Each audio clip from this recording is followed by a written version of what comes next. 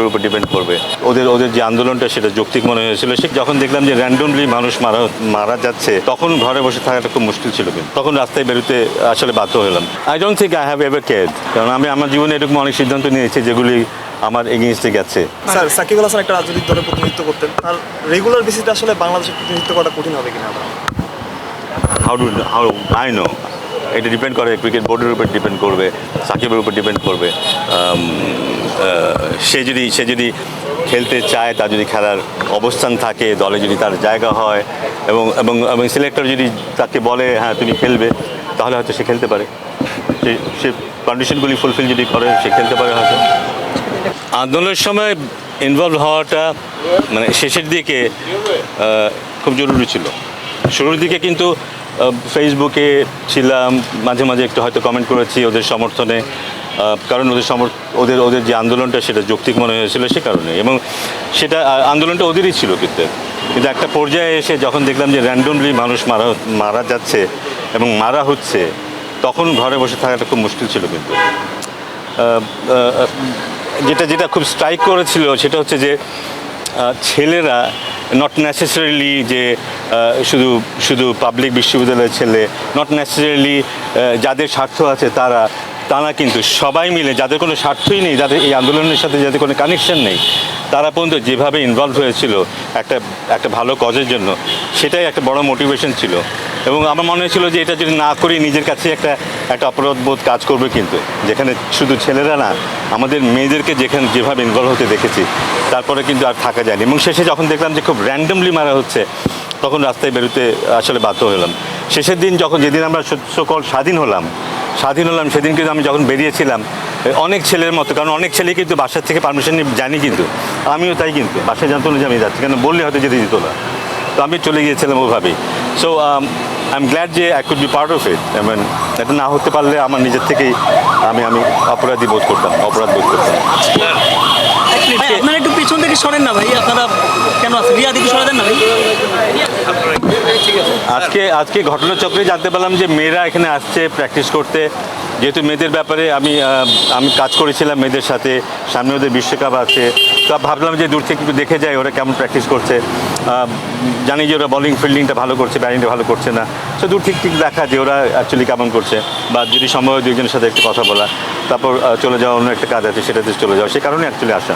Sir, যখন আপনি গেলেন আর কি ওই জায়গাটা, এটা একটু রিস্কি প্রপোজিশন ছিল, বিকজ পলিটিক্যাল পার্টি ইনভলভ, মানে রুলিং দিস কান্ট্রি, মানে এটা যে অন্যরকম হতো তাহলে হয়তো বা মানে এই মোটিভেশনটা কীভাবে পেলেন? মানে এটা রিস্ক ফ্যাক্টরও ছিল বেশ, যারা ছিল। I don't think I have ever cared, কারণ আমি আমার জীবনে এরকম অনেক সিদ্ধান্ত নিয়েছি যেগুলি আমার এগেইনস্টে গেছে, বা আমি আরও ভুগতে পারতাম, এরকম সিদ্ধান্ত আমি অনেক নিয়েছি। সো ওইটা খুব একটা বড় ব্যাপার ছিল না আমার জন্য। বড় ব্যাপার যেটা ছিল যে আমার কনসিয়াসের কাছে ক্লিয়ার থাকাটা খুব জরুরি ছিল, সেটা আমি ক্লিয়ার আছি, এটাই আমার স্যাটিসফ্যাকশন। এখন যে আপনি রিফর্মের কথা বলছেন, কিন্তু এটার কারণে কোন ধরনের আইসিসির নিষেধাজ্ঞার সম্ভাবনাও তো একটা আছে। না, সেটা তো অবশ্যই মাথায় রাখতে হবে, আমাদের নিয়মের মধ্যে দিয়ে যেতে হবে। But at the same time এটা কিন্তু একটা এক্সট্রাঅর্ডিনারি সিচুয়েশন। আইসিসি এক্সট্রাঅর্ডিনারি সিচুয়েশনের ক্ষেত্রে হয়তো অন্যভাবে ভাবতেও পারে, সেটা নিশ্চয়ই আমাদের ক্রীড়া মন্ত্রণালয় আছে, ক্রিকেট বোর্ড আছে, উপদেষ্টারা আছে, তারা নিশ্চয়ই এটা নিয়ে চিন্তাভাবনা করবেন। প্রবীণদের সাথে তরুণদের একটা মিশেল, এটা কি অন্য সব ক্রিকেট, ফুটবল? আচ্ছা, না, অবশ্যই ক্রিকেটকে নিয়ে আমরা খুব বেশি আলোচনা করি দেখি, ক্রিকেট সম্পর্কে আমরা জানি, কিন্তু অনেক ফেডারেশন আছে যেখানে যুগ ধরে একই মানুষ বা একই গোষ্ঠী কিন্তু চালিয়ে যাচ্ছে, এবং সেখানে কোনো উন্নতি নেই, কিছু নেই, তারা শুধু এই পথটাই আঁকড়ে ধরে বসে আছে। এবং তাতে সেই এরিয়ার যে ক্ষতিটা হয়েছে গত যুগ ধরে ক্ষতিটা হয়ে আসছে, সেটা কিন্তু মানে সেটা কোনো কিছু দিয়ে মাপা যাবে না আসলে। সো আমার মনে হয় যে সব দিকেই তাকানোর প্রয়োজন আছে, এবং বাংলাদেশে খেলাধুলাটাকে একটা জায়গায় নিয়ে যেতে গেলে কিন্তু এই ধরনের পরিবর্তনগুলি দরকার, সেই ধরনের মানুষদের দরকার যারা যাদের মধ্যে সেন্স অফ রেসপন্সিবিলিটি আছে, যারা চাইবে হ্যাঁ ক্রীড়া ক্ষেত্রে আমরা কিছুটা অবদান রাখি, ছেলে মেয়েদেরকে মাঠে নিয়ে আসি, তাদের জন্য ভালো প্রতিযোগিতা আয়োজন করি, তারা যেন তাদেরকে এক্সপ্রেস করতে পারে, সেই সুযোগগুলি তৈরি করে দিই। এই ধরনের মানুষ খুব প্রয়োজন। স্যার, প্রশ্ন হচ্ছে স্যার, ডক্টর ইউনূস দায়িত্ব নেওয়ার পর থেকে তার উপদেষ্টা মন্ডলীর যতগুলো মানুষ ছিল সবাই বলছে যে we will seat with everyone to make, মানে কোনো ফরওয়ার্ড ডিসিশন নেওয়ার জন্য আমরা সবার সাথে বসবো। মানে এরকম কোনো বসার যদি পরিস্থিতি হয় যে আপনাকেও ডাকা হলো, বা মানে would you like to go and sit with them, মানে বিকজ এরাই বলছে যে আমরা সবার সাথে বসেই কোনো ডিসিশন নিব। সো না অবশ্যই ওখানে যদি ইনপুট দেওয়ার সুযোগ থাকে অবশ্যই অবশ্যই সেখানে অংশগ্রহণ করব। আমার মনে হয় যে শুধু আমার কথা বললেই হবে না, যারা যারা যারা যারা যারা এইসব বিষয়ে অবগত আছেন, যাদের যাদের ধারণা আছে, তাদের কাছ থেকে বোধহয় আইডিয়া নেওয়া দরকার যে কারেন্ট অবস্থানটা কী বা কী হতে পারে। এই আইডিয়া নিলে তাদের পক্ষে ডিসিশন নেওয়াটা খুব সহজ হয়। স্যার আপনি যে রূপরেখার কথা বলছেন, এখানে কি ক্রিকেটাররা থাকবে কিনা, বর্তমান সাবেক ক্রিকেটাররা সবার কনসার্ন নিয়ে সেই রূপরেখাটা দিতে চান না, বিসিবিতে কী পরিবর্তন হবে? নিশ্চয়ই আমি আমি আমি যদি ফর্মালি কিছু করি, আমি নিশ্চয়ই আলাপ করব ক্রিকেটারদের সাথে বলি, বা যারা বিদগ্ধজন আছেন তাদের সাথে আমি আলাপ করব এবং তাদেরও আইডিয়া নেওয়ার চেষ্টা করব। কারণ আমি চাইবো একটা একটা কম্প্রিহেন্সিভ একটা রূপরেখা নিয়ে আসতে, যেটা দিয়ে আমরা আমরা হয়তো সাহায্য করতে পারবো। এখন যারা যারা দায়িত্বে আছেন তাদেরকে সাহায্য করতে পারবো। আমি আবারও বলি, it's not about me or যাদের কথা আমি মাথায় আছে যারা যোগ্য তা না, কিন্তু যেটা যেটা উপদেষ্টা কিন্তু বলেছে যে তারা তারা চায় সিস্টেমটাকে ঠিক করতে। সিস্টেম যেই ভালোভাবে চালাতে পারবে সেই যোগ্যতা রাখে ক্রিকেট বোর্ডে আসে। আপনি সেই উপদেষ্টা বা সরকারকে আহ্বান জানাবে কিনা বসার জন্য একটা এই রূপরেখা নিয়ে? আমার মনে হয় যদি সরকার যদি চায়, সেখানে আমার অংশগ্রহণ করাটাই বোধ হয় বেটার হবে, instead of me asking them to come to me. So তারা যদি চান আমি নিশ্চয়ই এগিয়ে যাব, আমার দিক থেকে কিছু বলা স্যার, একটা কথা, যে পরিবর্তনের মধ্যে দিয়ে আমরা যাচ্ছি সে অধিকারটা আদায় করে নেওয়া হয়েছে আসলে, সেটার বাস্তবতা। সেখানে যদি ক্রিকেট বোর্ডে কেউ আপনাদের এই চাওয়াগুলো না শোনে, সেক্ষেত্রে কী করবে? আমার মনে হয় না, শুধু চাওয়া না না আমার মনে হয় না সেইটা হবে। ক্রিকেট বোর্ড থ্যাঙ্কফুলি ক্রিকেট বোর্ডের অবস্থানটাকে বিবেচনায় নিতে হবে, কিন্তু অত্যন্ত গুরুত্বপূর্ণ ক্রিকেট বোর্ড, আমাদের ক্রিকেটের পারফরমেন্স খুবই গুরুত্বপূর্ণ। কিন্তু তো আমরা যদি এটাকে অবহেলার চোখে দিয়ে নেগলেক্ট করি, না ঠিক আছে যেভাবে আছে সেভাবেই চলুক, আমার মনে হয় না এটা এটা সবাইকে সন্তুষ্ট করবে।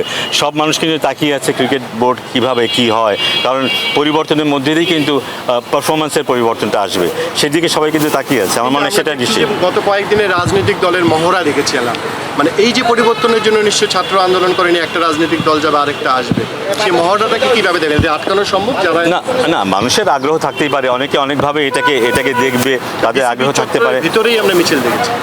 সেটা না হলেই ভালো, কারণ আমি আগেও বলেছি এতে এতে যেটা হবে যে বিসিবির ভেতরে যারা কাজ করে, স্টাফরা, এমপ্লয়িরা যারা আছে, তারা প্যানিক হতে পারে। কিন্তু সো আমার মনে হয় সেটা না করাই ভালো, এমন কিছু করা উচিত না যাতে বিসিবির ভেতরটা কোনোভাবে কলুষিত হয়। আমি অ্যাকচুয়ালি টু বি অনেস্ট, আমি এখানে কথা বলতে চাইনি, হঠাৎ করেই কিন্তু ঘটনার চক্রে এটা ঘটে গেছে। কিন্তু সো আমি মনে করি যে সবারই সেই সেন্স অফ রেসপন্সিবিলিটিটা দেখানো প্রয়োজন, সবারই দায়িত্ব নিয়ে কাজ করা প্রয়োজন, ক্রিকেটটাকে যেন কোনোভাবে আমরা ক্ষতিগ্রস্ত না করি। স্যার লাস্ট মানে কথার মাধ্যমে একটা কথা বলতে যে একই মানুষে একই কাজ করলে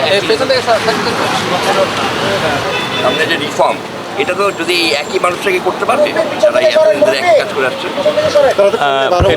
এটা খুব পার্সোনাল কোয়েশ্চেন। আমি টু বি অনেস্ট এটা আনসার হওয়া উচিত নো, এটা কখনই হয় না, তাই না? একই জিনিস হলে একই জিনিস রিপিটেশন হবে, তাদের পক্ষে সম্ভব হবে না একেবারে এটাকে উল্টে ফেলা, কারণ যেভাবে চলেছে সেটা থেকে একেবারে উল্টো দিকে যাওয়াটা বোধহয় সম্ভব না। স্যার, আমরা একটা গুঞ্জন শুনতে পাচ্ছি যে বিসিবিতে কয়েকজন পরিচালকের পদ যদি শূন্য হয়, নতুন করে যারা এক সময় এই বিসিবিতে আসতেন, প্রেসিডেন্টের আশপাশে থাকতো, তারাই আবার এসে বিসিবি চালানোর একটা পরিকল্পনা চলছে বলে গুঞ্জন আছে। সেটা থেকে আসলে কোনো লাভ হবে?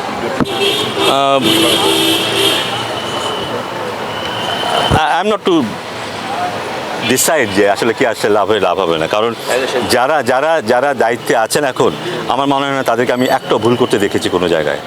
তারা একটাও ভুল করেনি, তারা প্রত্যেকটা ডিসিশন খুব ভালোভাবে জেনে শুনে বুঝে নিয়েছে। কিন্তু কারণ একটা ডিসিশন নিয়ে ফেললে কিন্তু এটা পরিবর্তন হবে না। কিন্তু সো তারাও জানে যে এখানে কাকে নিয়ে আসা দরকার, কাকে আনলে ঠিক হবে না, বেস্ট অপরচুনিটি কোথায় আছে, বেস্ট রিসোর্স আমাদের কী আছে, সেটা সদ্ব্যবহার করাটা খুব জরুরি হবে। আমি নিশ্চিত যে তারাও সেটা জানে যে কোথায় কী করা উচিত। স্যার, কবে নাগাদ দিবেন?